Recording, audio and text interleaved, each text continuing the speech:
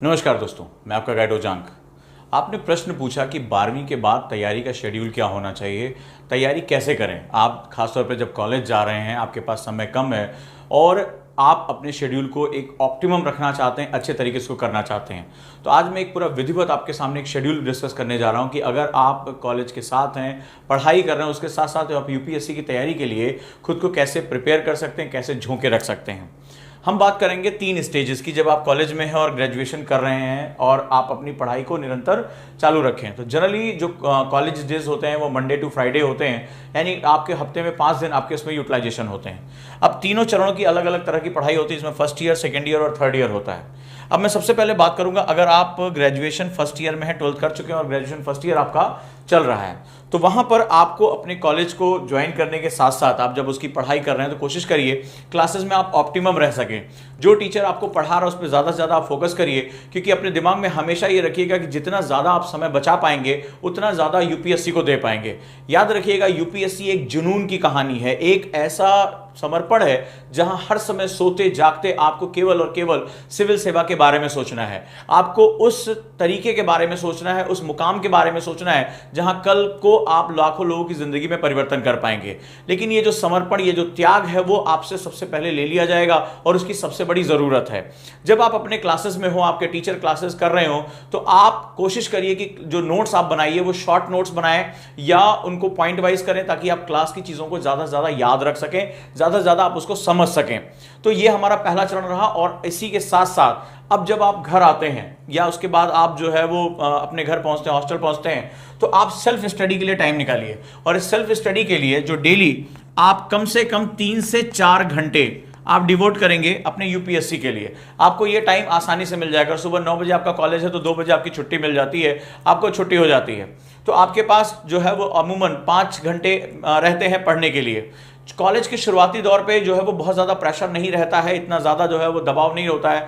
Fest चल रहे होते हैं, फ्रेशर पार्टी चल रही होती है, क्लासेस बहुत ज़्यादा जो है इनपुट्स नहीं होते हैं। तो ऐसी कंडीशन में आप देखते हैं कि वहाँ पर आपका अपने कॉलेज में जो पढ़ाया गया उसके लिए 1.5 से 2 घंटा मोर देन इनफ है। अगर आप उसको रिवाइज करते हैं तो काफ़ी अच्छे से आपका काम हो जाएगा। आपके जो 3 से 4 घंटे आपको मिल रहे हैं, वो 3 से 4 घंटे आप यूपीएससी के लिए देना शुरू करिए और अपने बेसिक्स को जो है वो डिफाइन करिए। अब हम बात करेंगे कि इन 3 से 4 घंटों में आपको क्या क्या चीजें हासिल करनी है। तो जो आपके पास सेगमेंट्स हैं, जो फर्स्ट ईयर का मैं आपको सेगमेंट दे रहा हूं, उसमें तो सबसे पहले आप न्यूज़पेपर पे सबसे ज्यादा फोकस करेंगे। न्यूज़पेपर आप अपने कॉलेज की लाइब्रेरी में भी पढ़ सकते हैं, कहीं ट्रैवलिंग कर रहे हैं तो वहां भी पढ़ सकते हैं। न्यूज़पेपर को आप अपना आधार बनाकर लेकर आइए। जैसे अगर आप इंग्लिश में हैं तो हिंदू या इंडियन एक्सप्रेस, इंग्लिश में है तो दैनिक जागरण का राष्ट्रीय संस्करण या जनसत्ता। लेकिन इसको आप आदत बनाइए और सिलेबस के अकॉर्डिंग पढ़िए। जब आप न्यूज़पेपर पढ़ेंगे तो आप सिलेबस के अकॉर्डिंग पढ़ेंगे। जैसे कोई महिलाओं का मुद्दा है तो जीएस पेपर 1, कोई आपदा प्रबंधन का मुद्दा है या आपदाओं का मुद्दा है, जीएस पेपर 3 हो गया, कोई पॉलिटिकल इशू है, जीएस पेपर 2 हो गया।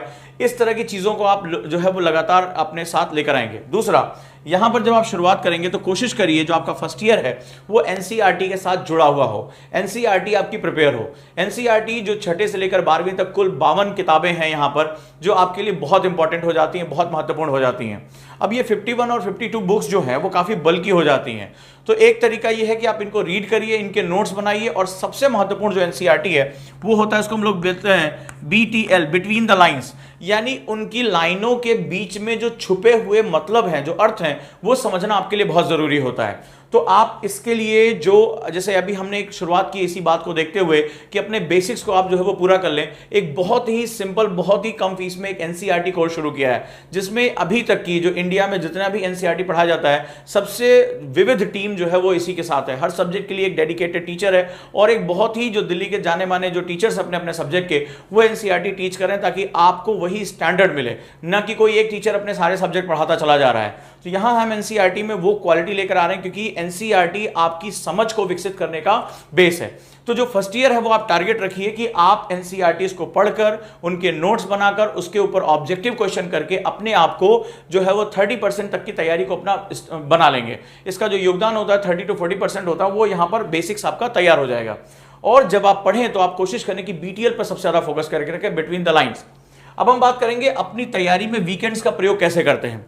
इस दौरान आपका कॉलेज नहीं होगा और आपके पास समय बचा होगा। ये जो टाइम आपको मिल रहा है इसको बढ़ाकर यहां पर 6 to 7 आवर्स कर दीजिए आप। यानी वीकेंड पे आप जो है ज़्यादा पढ़ाई करेंगे। कई बार आपको ये लगेगा कि आप बड़ी तकलीफ दे प्रोसेस से गुजर रहे हैं, आपको घूमना फिरना, दोस्तों के साथ एंजॉय करना, अभी तो आपने 12th पास किया है, अभी आपके जो है वो एंजॉय करने का दिन है। लेकिन हर समय अपने दिमाग में रखिएगा कि मैंने देश की सबसे प्रतिष्ठित सेवा में जाने का फैसला किया है।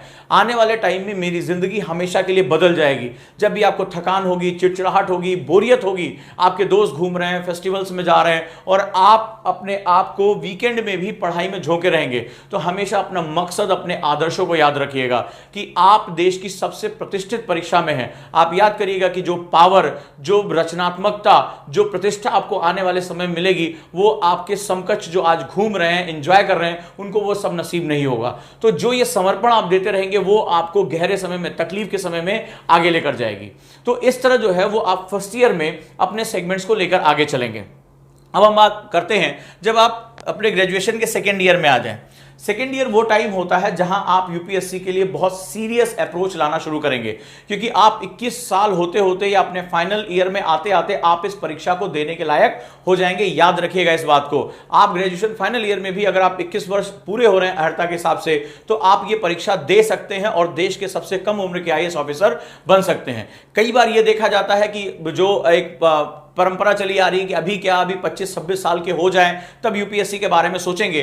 तो मैं आप सभी से निवेदन करूंगा कि यूपीएससी के आंकड़े जरूर देख लें, जो नए आंकड़े आ रहे हैं। 21 साल, 22 साल, 23 साल के बच्चे तेजी से यूपीएससी में सेलेक्ट हो रहे हैं और यूपीएससी जो है वो बैकडोर से नए जो युवक युवतियां हैं उनको यूपीएससी में लाने का प्रयास कर रहा है, ताकि उनकी सर्विस का स्पैन बढ़े। और जितना ही आपकी सर्विस का जो है अवधि बढ़ती है, आप उतना ही नेशन के लिए एसेट होते चले जाते हो, बहुमूल्य हो जाते हो। आपकी जो सेवा है, सिविल सेवा, वो अनुभव आधारित है। वहां आप फील्ड वर्क करके सीखते हो कि आप कैसे बेहतरीन ऑफिसर बन सकते हो। आपके सामने जो चुनौतियां आती हैं उनसे आप लड़ते हो। अब हम सेकंड ईयर की बात करते हैं, तो सेकंड ईयर में हमें क्या करना है? क्योंकि फर्स्ट ईयर में आपने न्यूज़पेपर में अपना बेस बनाना शुरू कर दिया है। यहां एक मिथ होता है, कई बार बच्चे पूछते हैं कि क्या हमें करंट अफेयर्स अभी से पढ़ना चाहिए?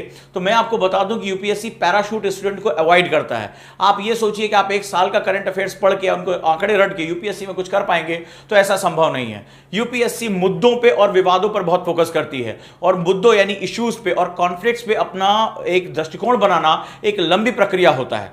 लोग शुरुआत से ही इस काम में लग जाते हैं। न्यूज़पेपर रीडिंग का सिर्फ यह मकसद नहीं होता है कि मुझे करंट अफेयर्स प्रिपेयर करना है।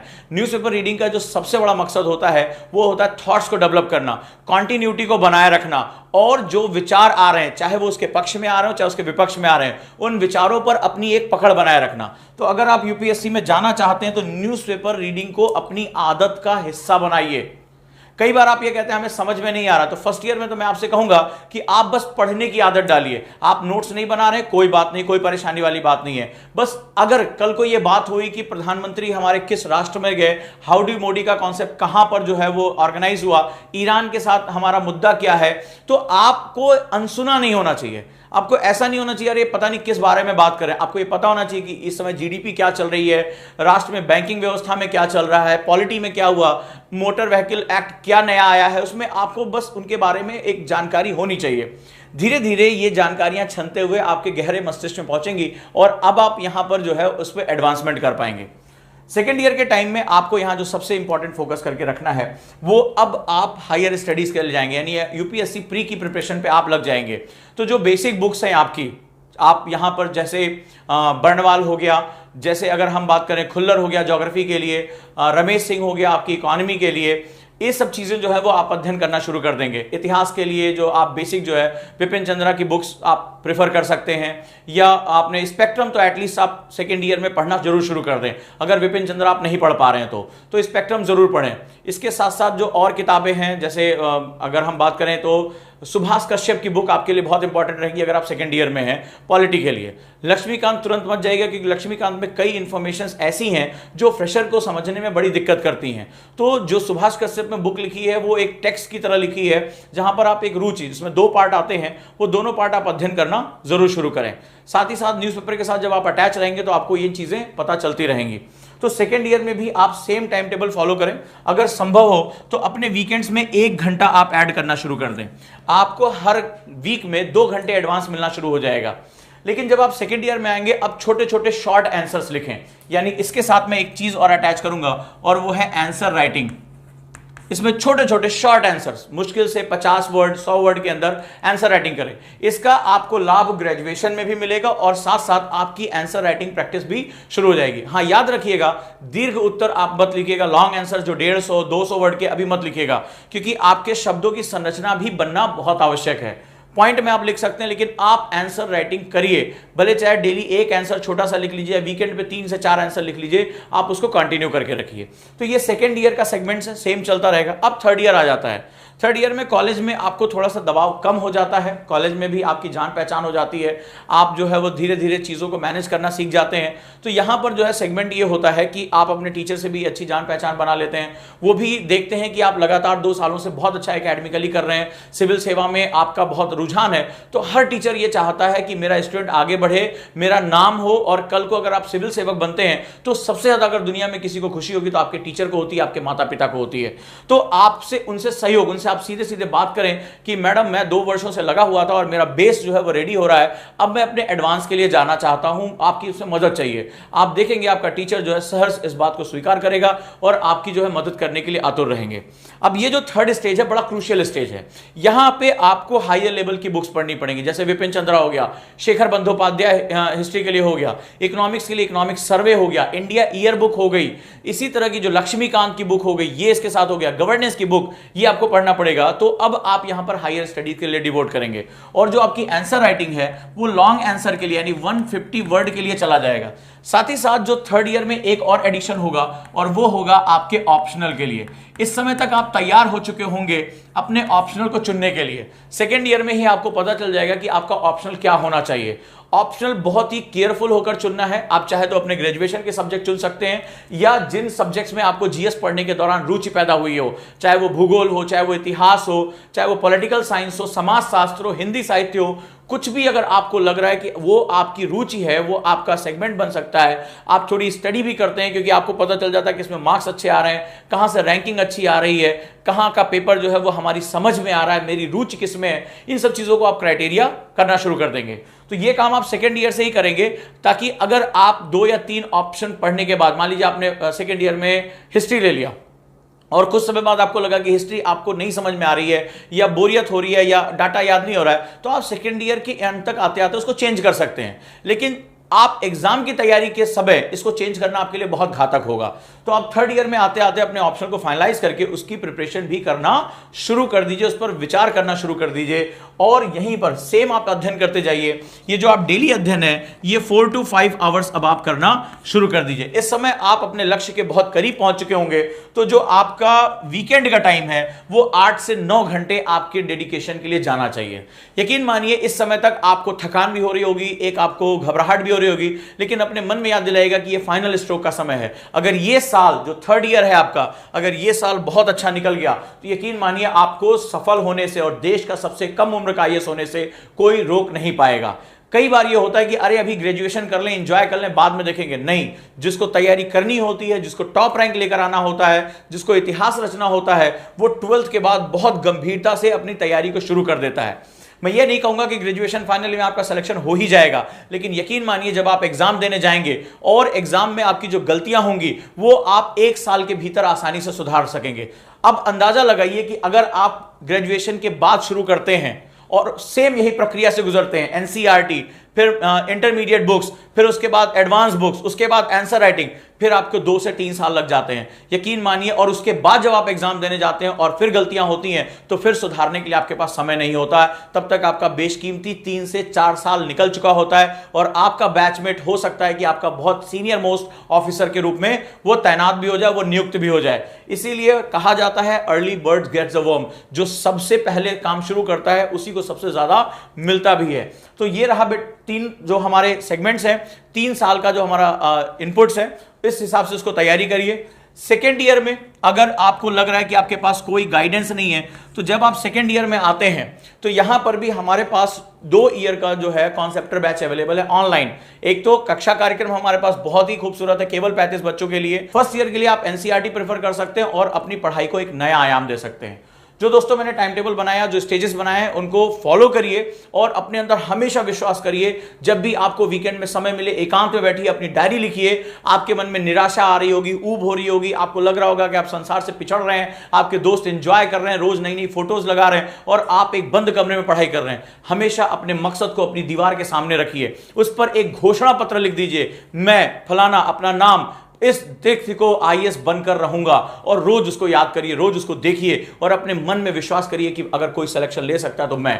आज ये 3 साल की मेरी बंद कमरे की तपस्या कल मुझे एक स्वर्णिम भविष्य देगी। आज जो लोग घूम रहे हैं, कल मेरे ऑटोग्राफ लेने के लिए, मेरे हस्ताक्षर और मेरे साथ फोटो खिंचाने के लिए परेशान रहेंगे, मेरे पीछे पीछे भागेंगे।